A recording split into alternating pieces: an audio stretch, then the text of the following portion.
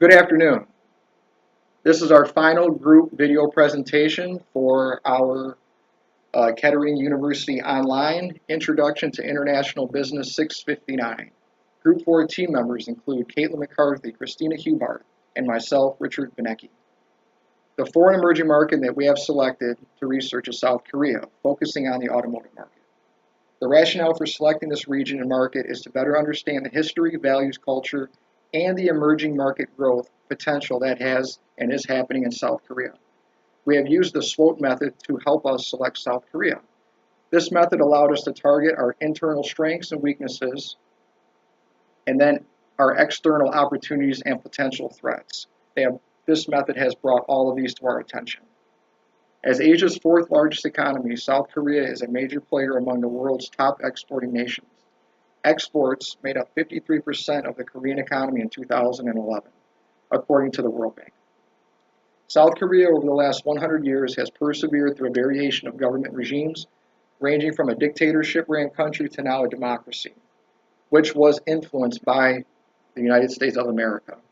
This transition had taken place in the 1980s and is still evolving. South Koreans are forward thinkers. From 1910 to 1945, they were innovative in such ways to build out their educational systems and technology infrastructure. Today, South Korea is a large exporter of hardware and software technologies built using their educational knowledge and technology background. South Korea has been able to accomplish extreme growth while staring war, dictatorships, and political tensions right in the face, still making strides to better their economy and environment. This comes as corporate social responsibility becomes more of a requirement than a need. For the last 50 years, South Korea has been labeled as an emerging market, which some folks question, due to continued growth in the following: GDP, nominal GDP, and GDP per capita. In 2012, South Korea's government implemented the Free Trade Agreement. This agreement was put into act to increase the amount of exporting and importing of goods. This agreement attracts foreign direct investment and passive investors by lowering and sometimes eliminating tax on products. South Korea ranks 11th out of 49 countries when it comes to total GDP.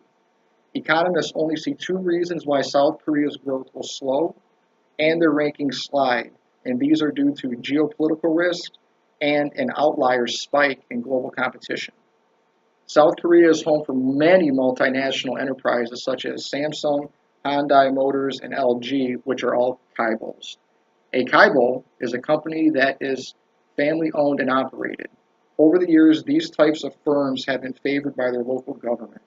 The favoritism, corruption, and bribery that still goes on today in South Korea is the main driver on why the world has not yet been able to adopt South Korea as a developed market due to these non-ethical practices. Online gaming and Korean pop, also known as K-pop, is taking Korea by storm. These are two entertainment arenas that are fueling economic growth and popularity. The South Korean online gaming crowd makes up roughly 50% of all online gamers. With this type of participation, the South Korean communications infrastructure needs are at a premium to support online traffic in a safe, secure, and reliable manner.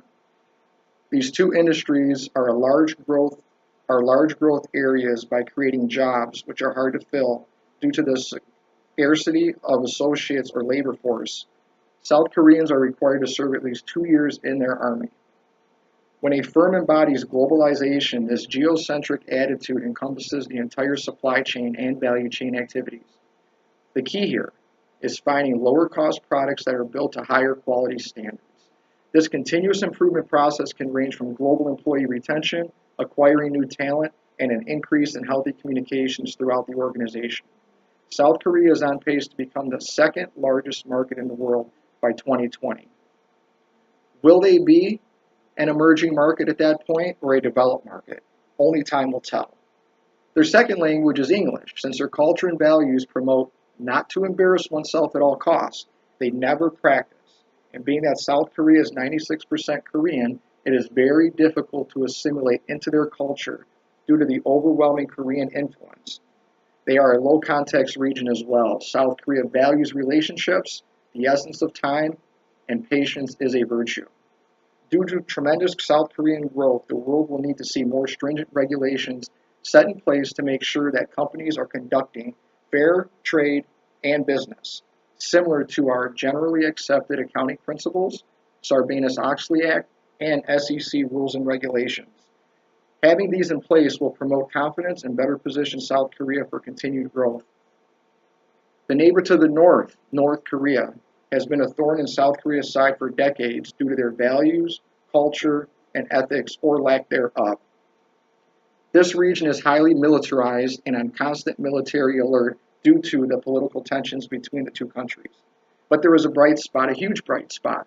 During the 2018 Winter Olympics in Pyeongchang, the two nations have agreed to walk under the same flag.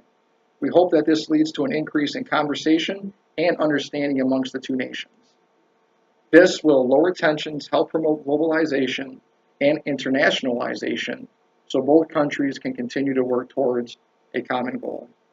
When two neighboring countries like North Korea and South Korea can understand and respect each other's language, environment, social organization, context, authority, nonverbal, and time values, known as LSCANT, then the region will be much closer to becoming even more attractive than what they are today to investors due to the decline in the following: currency, cross-cultural, corporate, and country risks. South Korea over the past 30 years has experienced increased year-over-year economic growth.